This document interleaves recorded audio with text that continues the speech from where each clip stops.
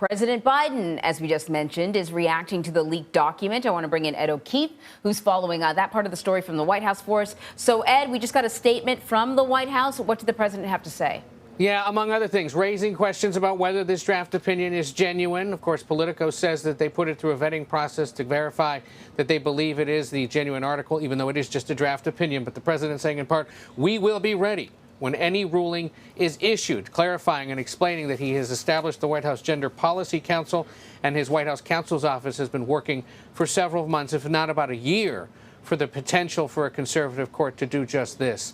And also saying that voters this November need to elect, quote, pro-choice officials, and that we, quote, need more pro-choice senators and a pro-choice majority in the House to adopt legislation that codifies Roe, which I will work to pass and sign into law. He's speaking there about the Women's Health Protection Act, which that Democratic-controlled House passed overwhelmingly last fall, but the evenly divided Senate has been unable to move on because of the politics in that chamber and the need to get at least 60 votes to begin debate on legislation. So you've seen some Democrats in the last several hours now calling once again for the Senate to get rid of the filibuster rule to allow this kind of legislation to pass, but that's unlikely given that at least 2 Democrats have publicly said, but many more privately believe that the filibuster rule should remain intact when it comes at least to legislating.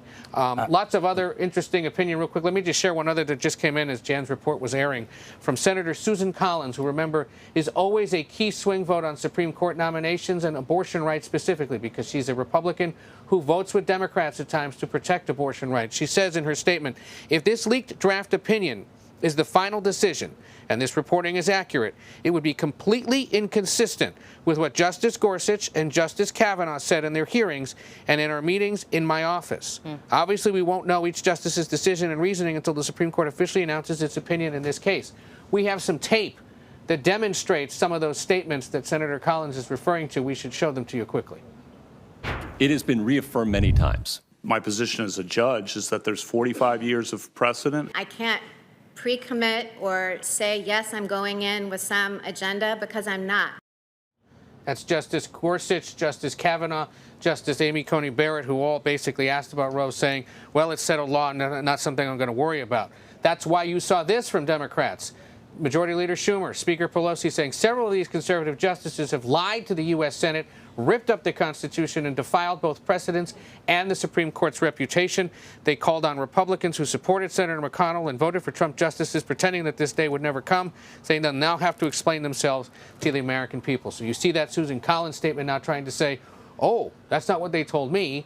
Democrats saying it's exactly that kind of Republican who they believe fell for what they call a lie, who's going to face political pressure for what's going to happen at the court. Yeah, and in fact, Ed, I'll point our viewers to a tweet from former Senator Al Franken of Minnesota, who says Susan Collins voted for Kavanaugh because he told her that Roe was settled law. Maybe now she understands, and I'm quoting here, SCOTUS can unsettle settled law, and or he was just lying. And that statement from Senator Collins is fairly milquetoast. I mean, I know she's probably released it because she's getting a lot of heat right now from people who had rightly pointed out that she told the American people, including the voters in her state, when she was up for a tough re-election battle just last year, that she believed these 2 justices, Gorsuch and Kavanaugh. And now that turns out that if this turns out to be accurate, this leaked memo, that it wasn't true.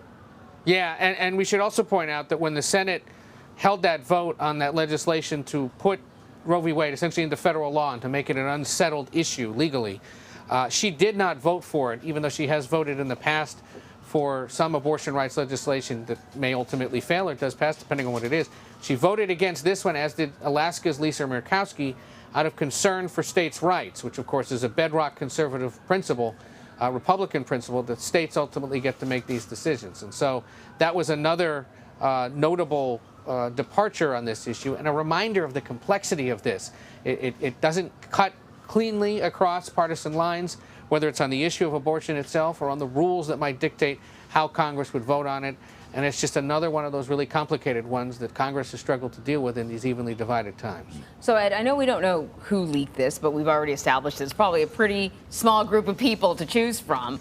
But do we know why someone would leak something like this, the political motivations?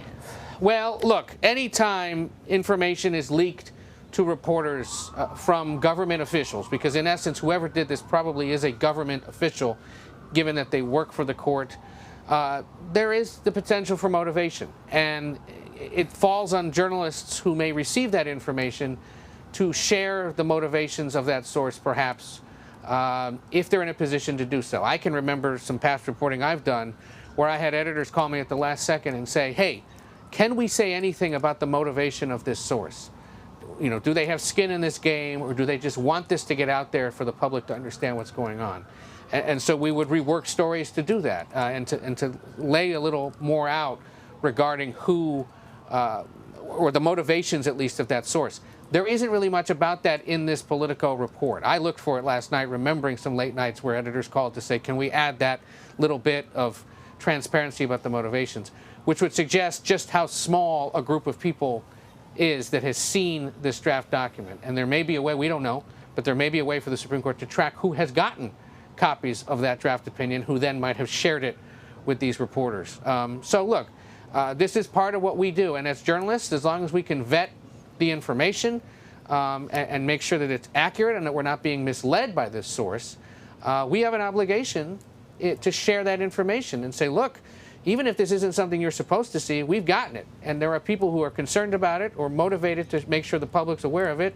And therefore, it's our job to make a decision, as Politico did in this case, to share that information with the wider world. We should point out this great scoop comes. Today is World Press Freedom Day. We live in a country where, you know, government officials have the right to share this information, even if they're not authorized to do so, and we have the right to share it. Yeah, no, you make an excellent point, Ed. But, you know, as has been pointed out before, all throughout the last 24 hours or so, the fact that this was leaked, whether it's a conservative justice, a liberal clerk, or conservative clerk, the notion of injecting this into the population via the press now means that it has become a political process, a politicized body, whereas for the last, 200 plus years of this republic, it was seen as not. And by doing this, whoever did it, has now made this body seem political. Even more than it has been perceived in the last 22 years, especially since the Bush versus Gore ruling. Yes, exactly right. Ed O'Keefe at the White House for us. Ed, as always, my friend, thank you very much. A lot of good reporting there. Appreciate it.